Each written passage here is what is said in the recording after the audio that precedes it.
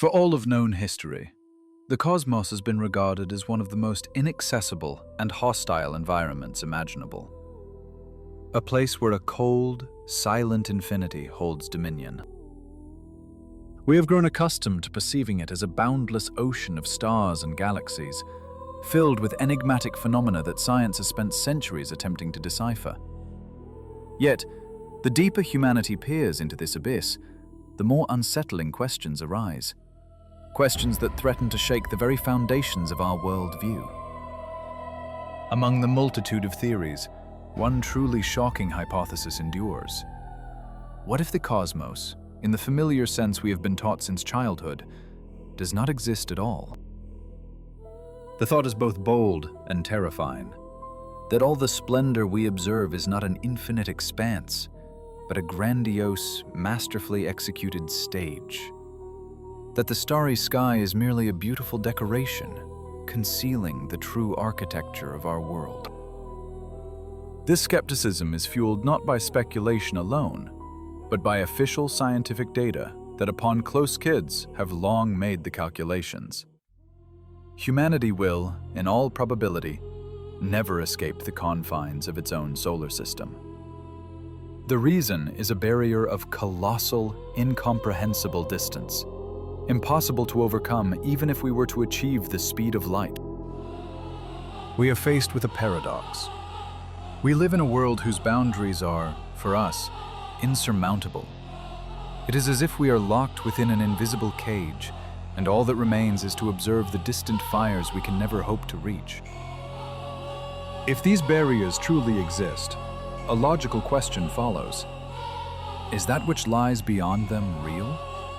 Or is the very impossibility of leaving our system part of a mechanism designed to keep us in ignorance? After all, if space is truly so vast, filled with billions upon billions of planets, why is it so empty, so silent? Why have we never met anyone else? Or is it, perhaps, that we are simply not meant to see those who reside on the other side of the screen? We gaze upward, so engrossed in solving the mysteries of Martian flares or galactic mergers, that we forget how little we have explored our own Earth. The universe, for its part, is in no hurry to reveal its secrets, and scientists continue to wrestle with the origins of the planets and the stars. But to truly grasp the nature of this enigma, perhaps we must for a moment turn away from modern textbooks and toward the wisdom of those who lived long before the space age. Our ancestors looked upon the very same sky, but they saw an entirely different picture, one that may hold the key to understanding where we truly are. The quest to know the true structure of existence is woven into the fabric of our being. We look to the heavens for answers, only to find the silent, star-filled darkness reflecting our own questions back at us, echoing through eternity. Throughout the long tapestry of human history, buried within the legacy of past ages, lie astonishing testaments to a worldview profoundly different from our own. Within ancient texts and medieval grimoires, a recurring image emerges, one that reveals a completely alien understanding of the structure of the universe. Among the most enigmatic of these is a famous woodcut. First published in the late 19th century, its subject matter speaks to a far more ancient tradition. It depicts a wanderer, perhaps a monk or a seeker of truth, who has journeyed to the very edge of the world. He has reached the place where the celestial vault meets the terrestrial plane. Driven by a thirst for knowledge, the traveler literally pushes his head through the fabric of the familiar sky to glimpse what lies behind the curtain of our world. And what is revealed to his gaze is staggering. Not an infinite black void, not a chaotic scattering of cosmic bodies, but an impossibly complex mechanism. Beyond the blue screen of our atmosphere, past the diamond dust of the stars, an ordered system is laid bare. Colossal locking structures and strange ethereal lights. The image is a stark illustration of a theory, that the cosmos we observe nightly may not be what it appears to be at all, but rather a kind of dome, an artificial shell. In this conception, the universe is arranged hierarchically. At its lowest levels, the ice. In the middle, the atmospheric phenomena. And at the highest, the very gears and luminaries that drive the mechanics of the heavens. This worldview suggests that our starry firmament is nothing more than a giant canvas. Draped over Lemid into sleep, we, existing within, see only the inner side of this great covering. We marvel at its beauty and its mystery, never grasping its true nature. If one were to entertain this premise, all of modern astronomy would be cast in a radically different light. Scientists, aiming their telescopes toward the heavens, might not be plumbing the fathomless depths of space, but merely examining, in meticulous detail, the threads of this cosmic tapestry. They classify the patterns, calculate the brightness of its glowing points, and construct complex models of motion for objects that are merely painted on its surface, never suspecting they are studying a plane and not a volume. Astrophysicists could spend lifetimes scrutinizing the texture of this dome, mistaking it for distant galaxies, while the true reality, the vast, intricate machinery of the universe, lies just beyond a thin partition, forever hidden in plain sight. In the age of orbital telescopes and rigorous science, Sir Data, to find comfort in the elegant complexity of formulas. Yet, even within the foundations of modern cosmology, there are fissures, inconsistencies that compel a second look. The accepted map of our reality, built upon immutable physical laws, reveals itself upon closer inspection to be less than perfect. The irony is profound. The dominant scientific theory for the origin of everything, the very narrative we tell ourselves about creation, contains contradictions that fuel the arguments of skeptics and thinkers of a different path. To understand this, we must examine precisely how science explains the genesis of all that is, and find the subtle inconsistencies so often smoothed over in the pages of textbooks. The official narrative offers a comprehensive explanation, a concept we hear repeated so often it has become doctrine: the Big Bang. Proposed in the early part of the last century, it became the bedrock of our cosmic understanding. We are told the universe erupted from a point of infinite density and began a relentless expansion. But even within this seemingly coherent theory, there are vulnerabilities that challenge our perception of reality. Logic dictates that any explosion is first and foremost an agent of chaos. The expansion of matter following such a colossal release of energy should be random, a disordered scattering of substance across the void. But one need only look up into the night sky to see a profoundly different picture. Our universe, the observable cosmos, is a paragon of celestial order.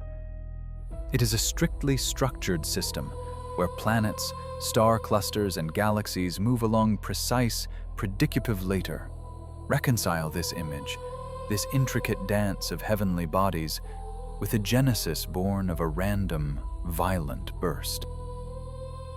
This strange and persistent order suggests a disquieting possibility. Either our understanding of the physics is incomplete, or the very structure of space was not born from chaos, but was somehow organized. The questions deepen when we analyze the visual paradoxes of the night sky. Why is it that, to the human eye, objects at fundamentally different distances can appear so deceptively similar? Consider Jupiter, a planet within our own solar system, and Sirius, a star separated from us by an almost unimaginable chasm of space. According to official data, the light from Sirius has traveled for more than 8.5 years to reach our eyes. A single light year is a distance of trillions of miles, a scale the human mind cannot adequately visualize. And yet, in the celestial theater, nearby Jupiter and distant Sirius can appear as comparable points of light. Is this merely a trick of perception, a cosmic illusion? Or is it a clue, hinting that the elegant models we have built may be a profound oversimplification of a reality far stranger and far more deliberate than we have ever dared to imagine? To the naked eye, the star Sirius and our own sun can appear as celestial equals, luminous points of comparable size. The accepted explanation is one of immense power, that Sirius burns with a ferocity dozens of times greater than our star, a monstrous brightness that allows its light to pierce the endless void. But even if this assertion is taken as truth, the immutable laws of optics and perspective remain. Consider a simple experiment in scale. From the observation deck of an ordinary skyscraper, a mere few hundred feet in the air, human figures on the street below shrink to points, automobiles to insignificant specks. Now, attempt to extrapolate this effect across billions of kilometers. At such a distance, any object, regardless of its intrinsic brilliance, should diminish to a size beyond all perception. It should become smaller than a microbe. We do not perceive bacteria without the aid of a microscope. Why then do we so clearly see the stars, separated from us by an insurmountable emptiness? This logical impasse leads to an unsettling conclusion. Perhaps our accepted knowledge of cosmic scales and distances is fundamentally flawed, or deliberately distorted. An impression forms that humanity knows criminally little about the cosmos, operating instead on figures that can never be verified. It creates the sense that these luminous objects are far closer than we are led to believe, and that the profound depth of space is yet another grand illusion. But if modern textbooks fail to provide answers, it does not mean the knowledge is lost. It is entirely possible that an ancient wisdom of the world's true structure was carefully hidden in the most conspicuous of places, encrypted within the texts we have come to dismiss as simple children's fables. From our earliest years, we are taught to see fairy tales as simple, moralizing stories, invented to entertain a child or impart an elementary lesson. Yet many of these familiar narratives may be only the echoes of a deep and ancient understanding, which our ancestors sought to preserve and pass down through generations in a coded form. The most striking example of such an informational vessel is the well-known Slavic tale of the Kolobok. On the surface, it is an unassuming story of a bread roll that escapes from its elderly makers. But if we discard modern interpretation and turn to etymology and astronomy, a celestial map is revealed.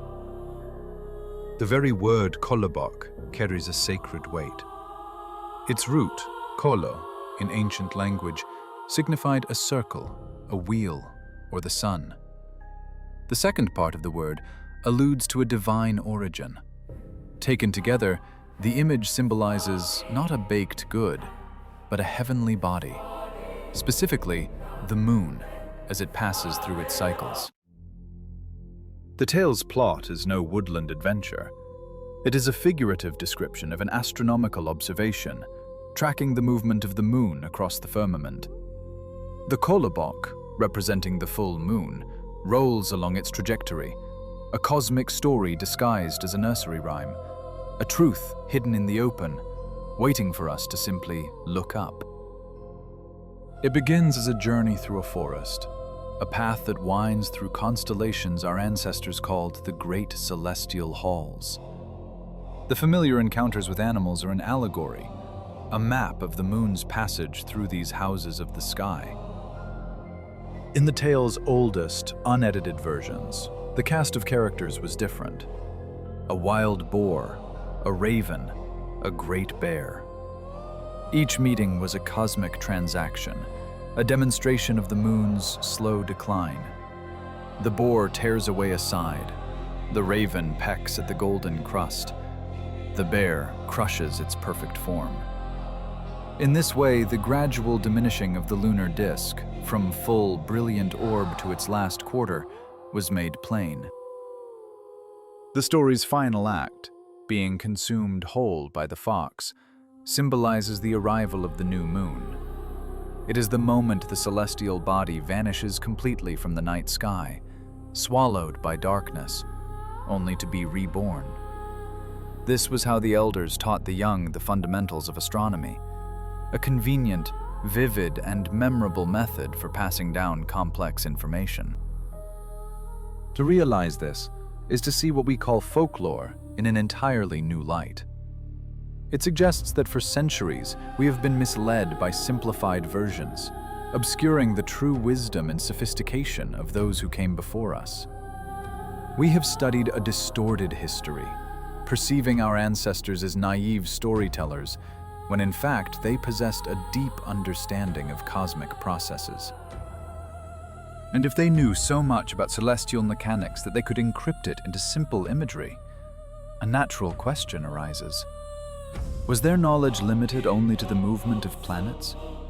Or did they know something more about who or what might inhabit those celestial halls? If the ancients stared so intently into the abyss, perhaps they found an answer to the most unsettling question of the modern age. Are we truly alone in this infinity? The idea that somewhere in the endless black, another intelligence exists has captivated the human imagination for centuries. From the first fantastic novels to our most serious scientific missions, we are driven by the hope, or perhaps the fear, of discovering that we are not unique. Yet, the more intently we gaze into the stellar void, the louder its deafening silence becomes. This phenomenon is known as the Fermi Paradox, and it can be stated with brutal simplicity. If the universe is so unimaginably vast, if it is swarming with billions of stars and likely trillions of planets, then where is everybody? Why, after decades of listening to the radio ether, have we not intercepted a single signal, a single greeting, a single whisper of technological noise? The most disturbing explanation for this paradox may not be that we are alone, but that the limitation is our own, that the universe is telling a story of profound stand the words. In its inherent hubris, humanity scours the cosmos for a reflection of itself. When our instruments scan the heavens, they are searching for a second Earth, a world with liquid water, a dense oxygen atmosphere, a protective magnetic field, and a gentle climate. We are possessed by the notion that life is possible only in the carbon-based forms familiar to us. But who decreed entirely plausible that we are simply incapable of recognizing other forms of existence? What if intelligent life exists not in flesh, but as pure, ethereal consciousness, untethered from any physical shell? Or as entire civilizations, thriving in dimensions that brush against our own, yet remain forever beyond the grasp of our instruments? Even considering more terrestrial possibilities, we may be profoundly mistaken in where we choose to look. We are accustomed to the idea that life flourishes on a planet's surface, beneath the rays of a nurturing star. But it may well be that the exposed biosphere is a rare and bizarre anomaly, that the rule across the galaxy is life that is hidden. Imagine worlds encased in shells of ice, miles thick. Beneath them, warm, dark oceans churn, heated by a molten core. Such an environment is a perfect incubator, a sanctuary for bacteria and more complex organisms, shielded from the lethal radiation oft beyond our reach. Yet with all our technology, we cannot peer beneath that frozen crust. This problem of perception is compounded by a humbling truth. We have explored a vanishingly small fraction of our own planet, By some estimates, science has described no more than 1/5 of all living species on Earth. The smaller the organism, the more difficult it is to find. We cannot see microbes with the naked eye. They exist in a parallel reality, sharing our space, but invisible to us without the aid of a microscope.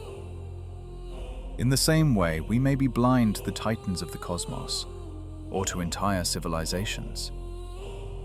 In this void, the search for life requires an extraordinary effort, especially when our tools are as primitive as a stone axe in the age of the internet. Perhaps we have not yet matured enough to notice our neighbors, or perhaps they are intentionally avoiding contact with a species so tragically immature. And yet, looking at the arc of human history, a seditious thought arises. Perhaps the silence of the universe is a blessing. Perhaps we are better off finding no one. Our collective psyche is so fragile that the mere specter of an off-world presence could unleash global chaos. History has already delivered a cruel lesson in what happens when a species believes itself to be invaded. That accidental social experiment demonstrated with chilling clarity that to shatter a world, one does not need an armada from the stars, only the whisper of its approach. To conjure an alien invasion, one needs no actual aliens. A voice crackling from a radio and the fertile ground of human fear are sufficient. History holds a chilling illustration of this truth, a testament to the fragility of our perceived world and the ease with which the consciousness of millions can be manipulated by the power of the word and the authority of its source. This textbook case of media's immense power unfolded in the year 1938. A young and ambitious director, Orson Welles, decided to adapt H.G. Wells' science fiction novel The War of the Worlds for the airwaves. But this would be no ordinary audiobook or theatrical performance. He disguised his fiction as fact, stylizing it as a series of urgent news bulletins that violently interrupted an evening of light musical entertainment. The artistic conceit proved terrifyingly effective, provoking a localized apocalypse in a nation caught unawares. Shocking reports cascaded, one after another, building an atmosphere of utter hopelessness. First, astronomers broke in, reporting strange, rhythmic explosions on the surface of Mars, followed by the detection of unidentified objects hurtling toward Earth. Then, the broadcast cut to a reporter on location. His voice, breaking with emotion and layered over the sounds of static and the screams of a crowd, described the impact of a giant meteorite in New Jersey. Listeners were painted a vivid nightmare. From the smoldering crater, monstrous machines arose. Heat rays incinerated everything in their path. The police, then the army, were rendered powerless against an incomprehensible, interplanetary threat. In just 40 minutes, America was plunged into chaos.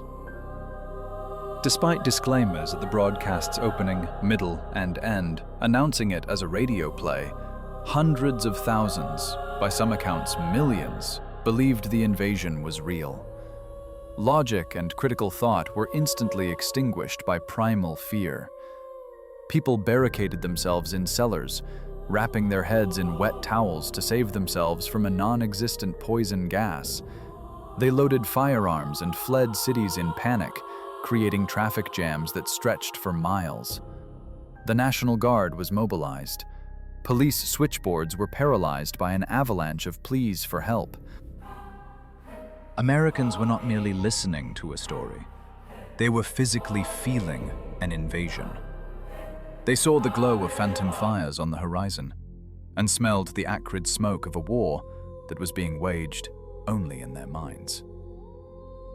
This incident stands not as a historical curiosity, but as a stark mirror to our own reality. It demonstrates a fundamental vulnerability in human perception, our inclination to unconditionally believe what emanates from a trusted source. whether a radio receiver in the last century or the newsfeed on a screen today. The boundary between what is real and what is fabricated exists only within the confines of the mind, and it is a boundary that can be erased with terrifying ease. We believe in political myths and scientific dogmas, often without demanding proof. The scaffolding of our worldview is built upon the information we are given, yet we seldom ask, who writes the script for this global spectacle? If an entire nation can be plunged into panic by a fictional alien attack in under an hour, what is to stop humanity from being indoctrinated over centuries? What prevents the shaping of our most fundamental ideas? The form of our Earth, the architecture of the cosmos, our designated role in the grand design. Truth is often an inconvenient burden. The well-worn lie, by contrast, offers comfort. It offers a sense of safety. To peer behind the curtain of this vast production is to choose a path from which there is no return. For once a mind has been exposed to a different reality, the tranquil sleep of illusion becomes a land to which it can never travel again. The final act is always just beginning.